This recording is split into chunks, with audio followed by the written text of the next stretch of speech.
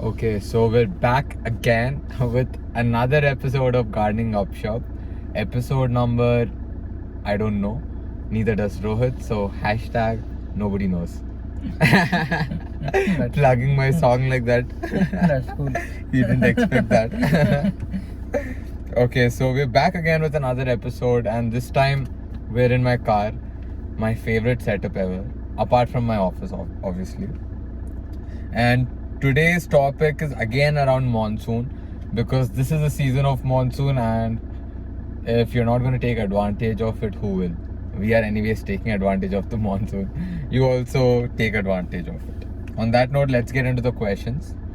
The first question: how to take monsoon's advantage for gardening? Wow.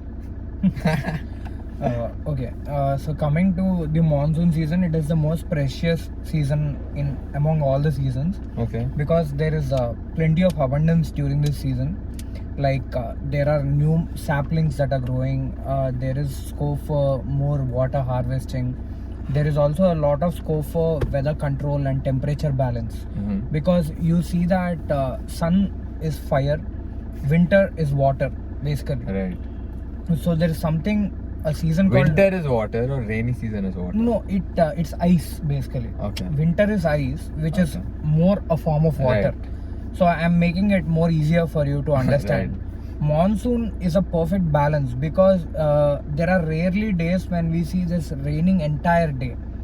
It's raining for the entire day. Really? Usually it is like in the morning there is a good amount of sunlight, which is good for plants. And the evening time, mostly in the time at around 4 p.m, 6 p.m, 7 p.m, there are decent amount of rains, maybe even lasting for an entire night, Right. even in the midnight. So that's such a beautiful season to enjoy. So basically, when coming of gardeners taking an advantage of this season, there is plenty. Like not only in gardening perspective, there is also more to it, because there are people who have these motors. I mean, they have this water drips irrigation setup and all these things where they would need electricity to water plants. So this is such a beautiful synergy where we can get everything together. Like in the morning, if you can harvest solar energy, you can use it for the drip irrigation system. And from where do you get this drip? From a tank where you have already water harvested, using making use of the rains that are coming all over through the season. So it's like a synergy which is helping the entire ecosystem come together to grow a plant. This is like for the ones with the drip system and all. But if you're actually talking about somebody, like even our clientele, my bad. Give me a second. Low forward. Yeah. Okay, so coming to our clientele, most of them, I don't think so they'll go for drip irrigation. But again, the concept is same. Here it's not a system that waters the plants, it's you who does the work. So let's say you're watering it twice a day, probably you can cut off once, because there's ample amount of water going to the plant. And at the same time, people who are concerned about light also get sufficient sunlight in the morning during monsoons, because it's a perfect balance of temperature during monsoons. The plant is also safer. Exactly. And the humidity balance is extraordinary compared to all the seasons, because in winter it is extremely low, in summers it's extremely high, but in monsoons it is perfect to the room temperature, which even the plants love, which many people don't understand or admire the concept. So that's one way to go by it. And monsoons are that season, it's also called the motherly season, because when the soil, the amount of humidity maintained in the soil and the warmth that is maintained in monsoons is extremely favorable for the grow rate.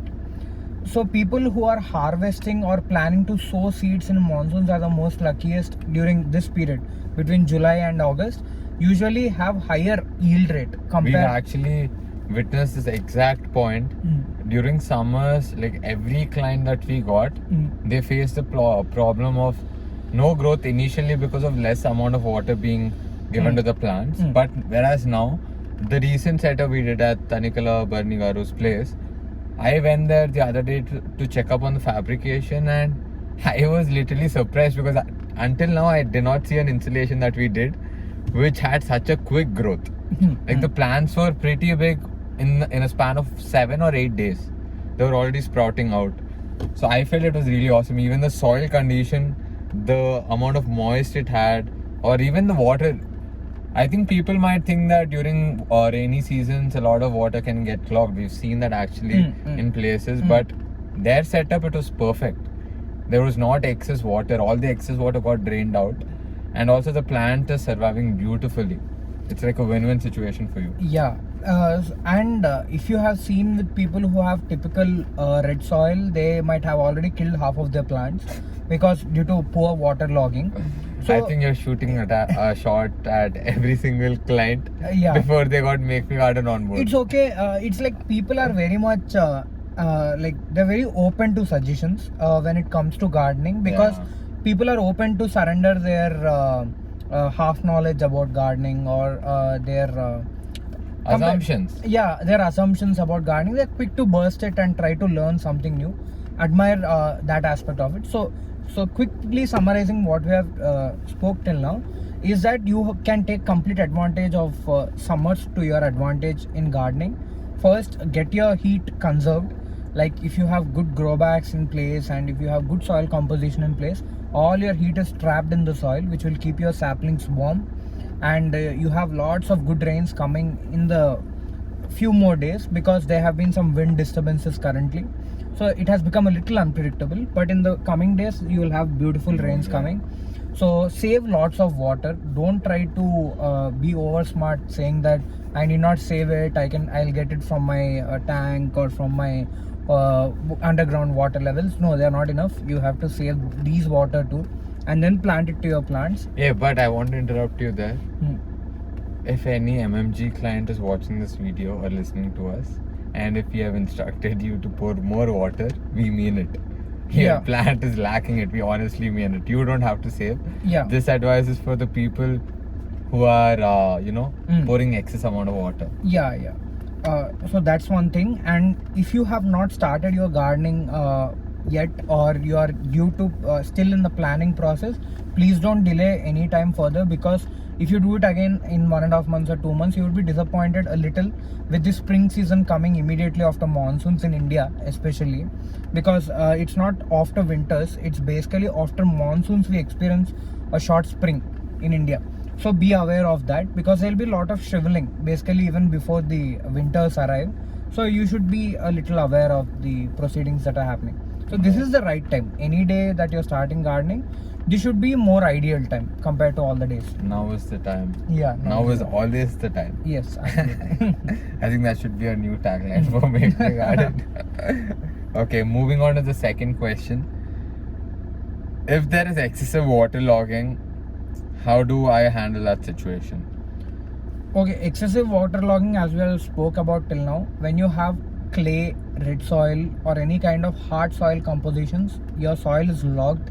Not just like hard soil compositions, but in general when it's left out in the sun and watered very little, the entire soil gets too tight. Yeah. There is no airflow also. So this basically water logging happens due to that. It sucks out the damn air and then it gets shrunken. And people who are over optimistic about their own compositions, I mean when they make their own homemade. Yeah, I am over optimistic about MakeMeGarden's composition, man. No, that's okay. No, I was telling about people who make their own vegetable compost, cow dung, and all these vermicompost compositions at house. People are very overconfident about its its composition, and they apply it directly to the soil. If by chance if you have done it wrongly, or if you have not gone with the right set of compositions, or you have just checked on YouTube and you have gone to it, there are high chances that even they will tighten your soil without your knowledge. And excess of cow dung sometimes will kill your plants, will burn your plants in return. Right. So you have to be very, very careful while applying composts and manures that you're getting from outside. Or even when you're preparing at home, you should know if it's 100% composted or not. Don't go with it.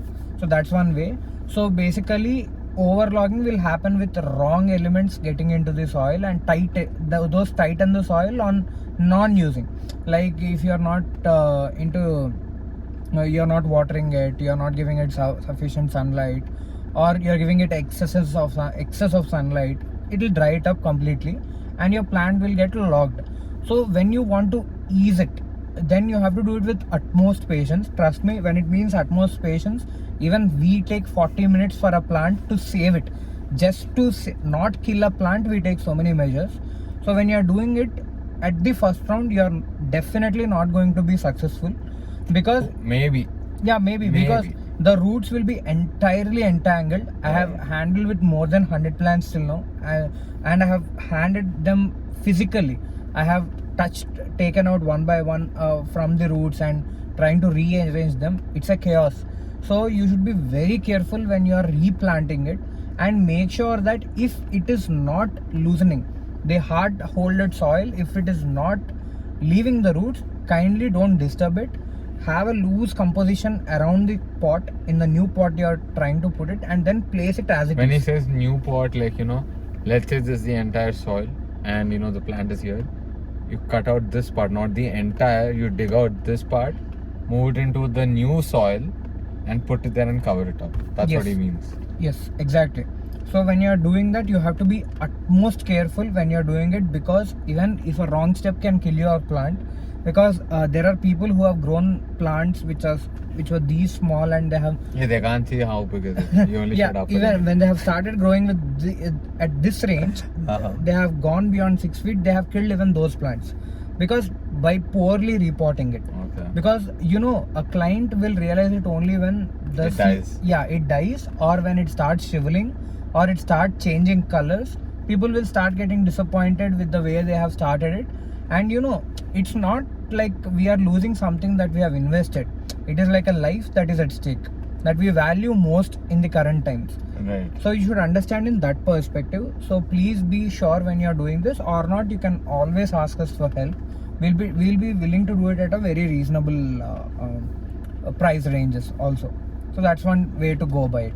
And another very simple is, if it's really getting clogged, again, this is like a temporary fix. It's not a fix for long lasting. Take a damn stick or something, start digging your entire soil top to bottom. Again, it's not very easy to do this when a soil is very hard.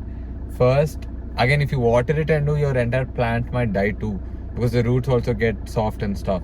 So you start digging it from the edges, try to make the soil loose, so that when you pour water, it exits and it absorbs some good amount of water and it does not get clogged.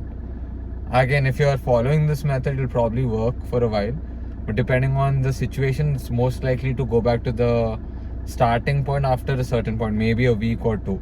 Yeah. It's like a temporary fix unless you add a new potting mixture to change the entire composition over a certain period of time. We don't do it in 1 day span. For every client that we do, we just remove the top layer, add new amount of soil, and again, with our every maintenance service that we do, we top it up more. So it's like a gradual process over a period of time for the entire soil to change and become loose. So what I'm saying about the digging part is temporary fix. You should not take that as a long time, but if you want to do that temporary all the damn time, up to you. And if you have something that try to classify first. Don't get excited with the initial offerings a plant has to give you. If you are going with home plants, it's fine to have it on terrace. If you are planning to have trees, please be very specific of trees, because jamun, neem all look very beautiful and attractive in their initial stages. 1 year, 2 years is good, but after that span of time, they would need land, they would need to become trees. Exactly, like short they think so. Yeah. It's funny, man. Like, even if you're talking about neem, again, neem secretes a certain kind of gum too. So if you're placing it inside your house, most likely that gum is going to fall everywhere. Yeah. There's so many things they don't know. Yeah, and people should also understand that if you send an adult to a kids section, it's as wrong as that. You wouldn't find any match. If you're giving a small pot and telling a tree to adjust in it, it will absolutely one day lead to waterlogging, no matter what fix and hacks you do, even from MakeMeGarden. So always try to classify them clearly. They have been given their classes, so give them that class. It's simple. It's easy to nurture something when it's young, Yeah, than trying to do something when it's old. absolutely. Simple as that. Okay, let's move on to our third question. I think we gave too much of explanation for the second. That's okay. It's the problem that we face it every day. Actually, I think we've seen that today only. Yeah, even that's why I today. think we spoke more about it. Yeah. Okay, so the third question is how to handle plants that do not need much water in monsoon. Okay. So I'm that's thinking it. the context of this question is it's placed outside, not inside the house, where again rains are unpredictable. Yeah.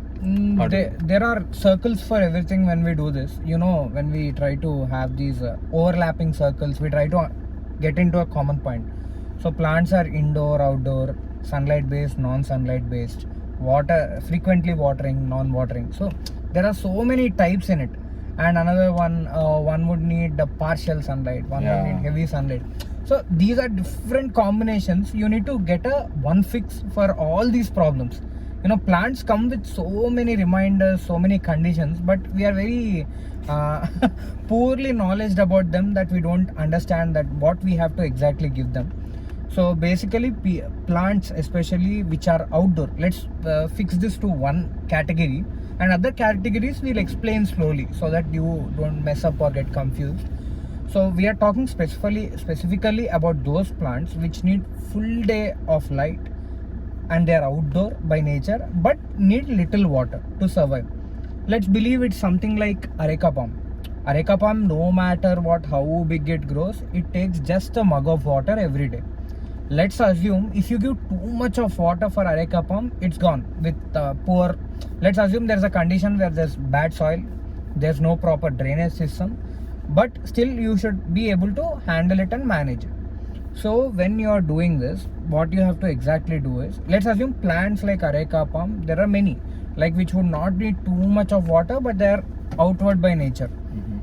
Like it could be, there are many plants which I can't name right now because they come with so many conditions. Areca palm is simple because I had one, I killed one, but now but I make it survive today. Rahut, you were a murderer then. Once upon a time. So but Once later upon a time in Hyderabad. Yeah. Rahut was a murderer. Yeah, so now I know how to handle it. So what you have to do is, in the monsoon seasons, it's always said that you should have one regular container and you should have one extraordinary container. That means that's larger in size. So basically whenever there are monsoons, we ensure that this big pot is placed, this ordinary container is changed to the extraordinary container, to the larger one, extra large one. And we ensure that there is all soil around the potting mixture soil around the pot where there is easy drainage of water, and also at the same time we ensure that there is equally good drainage system. And especially when there is heavy rains that are falling in, all you can do is, if you can recollect with what we have spoken before about the same thing, it is mulching. Mulching is a fantastic concept when we go ahead with these kind of situations. Even after loosening the soil, it has certain limit because the nutrients shouldn't get drained in the process. Right. And also extraordinary drain system has its disadvantage. It will drain up entire nutrients. Definitely. And there are few fixes for it which we have already told in the previous video. So that's one particular fix where that can help in monsoons is a good mulching. That should be helping you. And there are two types of mulching. One is you go with synthetic mulching, and another one is natural mulching. Right. So when you go with synthetic mulching, it basically means you have some plastic covers put around your top layer of the soil. You can do a DIY fix by having a polythene cover. We don't suggest polythene, but it's a hack that you can do at home, DIY. So all you can do is you can cover the soil entirely on the top layer, cutting the space for the tree stem. You can avoid it, and you can round up the entire soil that's around it. All the excess water will flow away. So have good draining systems in and around your balcony also, so that the excess water can go away. So that's one thing. And another one is having a natural mulch. Natural mulch in monsoons should not be heavy. It should be very loose when you're doing it. Like in winters you can have a heavy one because you need to preserve heat inside the soil. In monsoons you can have something very light, like light wooden barks. Okay. Wooden barks are sold in loose in all the fancy stores, and even in all the, or they're called wooden clippings or chippings. and they are like bricks. They are small wooden bricks. You can cover them. They are very lightweight in weight, and also you can have leaves, dry leaves put on the top layer. Okay. Don't have pebbles. Please don't put pebbles now. It's in winters, and you can also have something like loosely spread over vermicompost, but it should be dense at the same time. Loose and dense vermicompost, and it's coco peat. You can have coco peat. Vermicompost is just a nutrient, so you wouldn't need it. You can have coco peat, which will also help you, not entirely, but a little distraction. It can will just bump off the excess of water. Okay. It has that capacity. It can do that. And if not directly coco peat, you can also go with coconut fibers, non-composted fibers. You can have them on top of the soil. That's the best way to go about it. So you can cover them, and they'll these survive. Low watering plants will survive. And every day, as a responsibility, you will have to pour water again. And then put it all back out. Put it all back up. If it's like the synthetic one. Yeah. But if it's a mulch, you can pour on top of it. Yeah, mulch also you can around the stem. You can slowly clear them and pour again. Set them back. Awesome. Yeah. So let's move on to our fourth question, which is pest treatment during the monsoon season has to be done one cautiously and two continuously. Why? Okay. So I'll give a small context and then you can explain it. Okay. So one of the major reasons is above we spoke about excessive water getting clogged. That was one point. And the other side, when he said that if you put a planter with an amazing drainage kind of system, most of it gets drained out. Along with the water, nutrients also get drained out. So when we're doing it completely organically, we keep adding nutrients on a regular basis. We don't do it once and forget about it. We do monthly, twice or thrice depending on the scale. So when there's excessive water flowing with the rainfall, most of the nutrients are going to escape. So I just wanted to give this context so that you can explain further. Okay. So basically, there are continuous rains. Most of the nutrition is done off the soil. Like soil nutrition has something like garden depot or a little NPK, or it has something like direct top-up nutrients and all that stuff, or putting a chunk of potting mix in the top layer and mixing it. That's all fine. But most of the pest and all intruders come onto the leaves and just eat on the leaves or the fruit. So when there are continuous rains, even whatever pest you put up, pest control you do is usually washed away. So this is a technique to save your plants even in the monsoon. So basically, even in monsoons, the advantage is that you have to make sure it stays for a while. So if you think that there is excess of rain coming through the entire day, or it could even last for 2 or 3 days, make sure you give a shade for your plant. However, if there is a lot of pest and uncontrollable pest, what you can do is you can apply certain elements like radon, like neem oil, like baking powder, or a mixture of vim. When you use radon, neem oil, a mixture of vim and baking soda, they usually don't come up again. Usually they are eliminated. They repel them. Yeah, they repel them. So basically, to maintain the essence of it, what you can do is you can cover the plant or the affected area with a cloth bag after doing the treatment. Or if you don't want to get the plant inside your home because you're worried if the pest will enter the home or affect some other plants inside the house, what you can do is you can completely treat them very closely. You have to be very specific while treating pests, because if you just do it recklessly, they won't go, and you'll again regret for doing whatever you have done. Again, the main point is they get washed away. Yeah. Especially in this season, so you might think you did the work. Yeah. But at the end of the day, it's just washed away.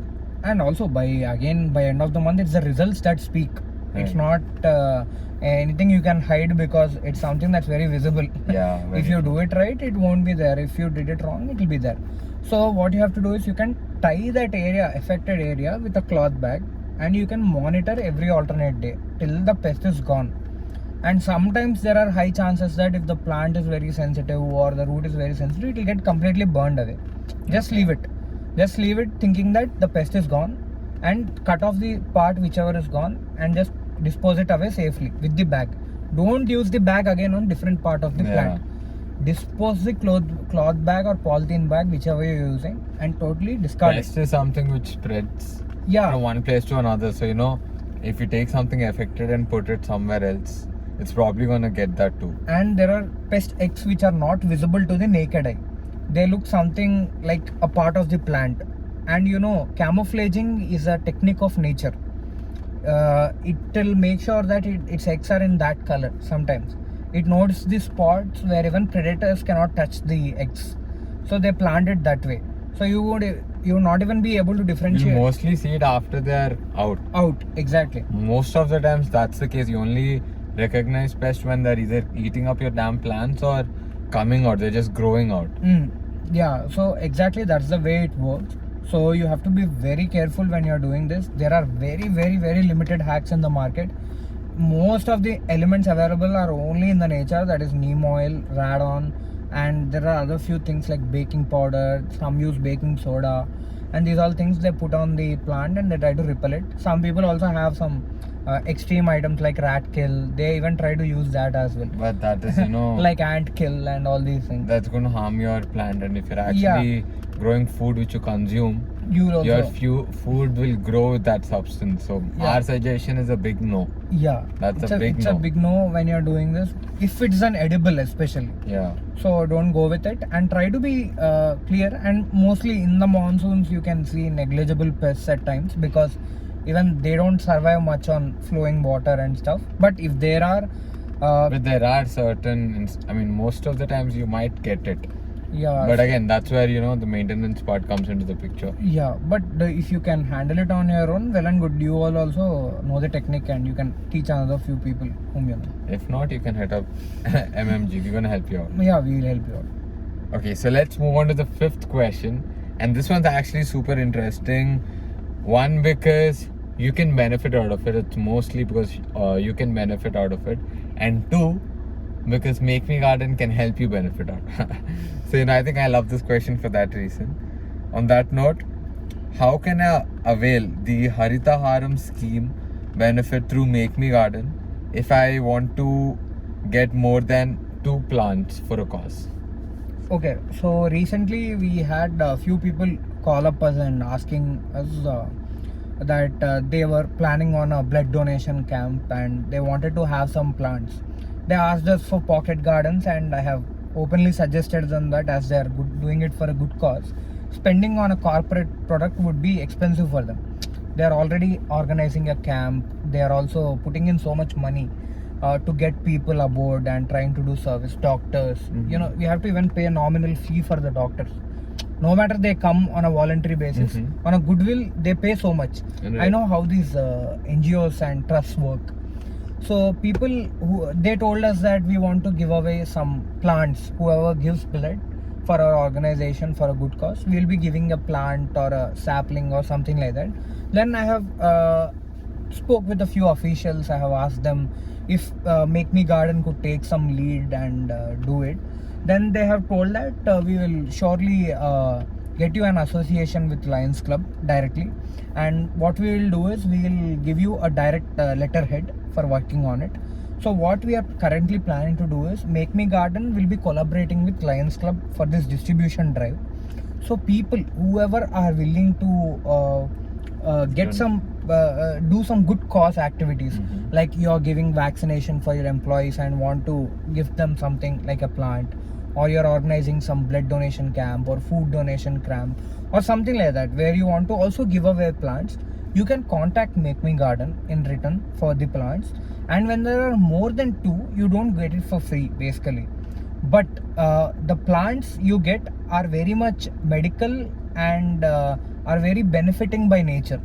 So what we can do is we can try to get you them at a very lower cost, and also at the same time we will be providing you transportation. Wherever your camp is, we can arrange you plants to that area at a very, very nominal fee, Right. which is not even exorbitant or something that's out of the Mars or something. So this is a good initiative that we are working on, and it will be more or less, it will be on a very voluntary basis that we are doing this, because we are personally very busy with our endeavors, but doing this would also uplift our esteem in doing it. There'll be our And we would also love to do something like this. yeah, and we would also put in our margins to help you get a better plant in return. And all these plants would be basically something like neem, jamun, gulmahar, mangoes, sitafal, and all these kind of plants which are benefiting by nature. And you can also ask us for oxygen giving plants and few edibles that are available, like lemons or something like that. Right. Yeah, and oxygen giving plants, you can find them most on the roads of Hyderabad. So those are the kind That's of why Hyderabad's pretty lovely, man. yeah. So this is an open initiative. People who want to so we can fix up a number here, that people who are aiming for at least 300 to 400 or more trees or plants, they can happily get in touch with us. And also you can work out a personal branding deal with us if possible, where we will try to give in some more value to you. If you are a brand or corporate who wants to do a good initiative at a very, very low cost, but for a greater cost in return, then we are surely up for helping you. Definitely. MakeMeGarden's campaigns, if you're a business or a brand, it's a general gesture. I would also expect, if I were to do a deal like this, I would expect some X amount from whoever is organizing. So keeping that in mind, we also do something like this. If a brand or a business wants to do this kind of movement, we do a branding gig behind the entire cause too, so that people are aware that there is somebody like this person or this company doing something like this for the benefit of people. At the end of the day, if you're planting a tree, you are actually benefited. You might not understand the effect of it, but literally we are all breathing because of the damn plant. Somebody planted. So it's literally in our hand, and we also understand global warming is a thing. Deforestation is a bigger thing. People don't talk about it, but deforestation is a very big thing. So it's our responsibility and duty to get together and do something like this. Campaigns with a cause. Yes, and people who are very active Twitter users, they can actually tag MakeMeGarden and HMDA and use our hashtag if possible, because Hashtag MakeMeGarden or hashtag MMG. And we'll follow a similar pattern for transparency reasons. We'll follow a similar pattern like how Sonu Sood is working currently. Damn. In environmental perspective. Nice. If you have a plant requirement, you can tag MakeMeGarden and HMDA at the same time. We will get in touch with all the people, and we will try to sort out your issue by providing you plants at a reasonable cost. And even after the drive is done, we would request you to tag HMDA by thanking them in return for doing it. So we are looking forward for more requests and approvals. So that should be very interesting, because we have another 3 months of time for doing it. That's an amazing thing, man. So if anybody is watching this or listening to this and is interested, well, if you're watching, the links are going to be in the description where you can get in touch with us. If you're listening, actually I'm not sure how will you get in touch with us, but if you're listening, you understand it's MakeMeGarden's podcast. So go on to Google and just type MakeMeGarden, MakeMeGarden. You get our website, handles, everything. They should type gardeners around me first. If you're from India or Hyderabad. Hope we are not so high SEO all over. Okay, let's try and see if by chance if there's some other person, still you search for MakeMeGarden. Yeah, go with my suggestion, just type MakeMeGarden for safety reasons, okay? Yeah. Okay, so on that note, let's end this podcast. Okay, yeah, and the third wave is coming, guys. Please take care, because yesterday there were 45,000 active cases recorded again. In Hyderabad? No, in India.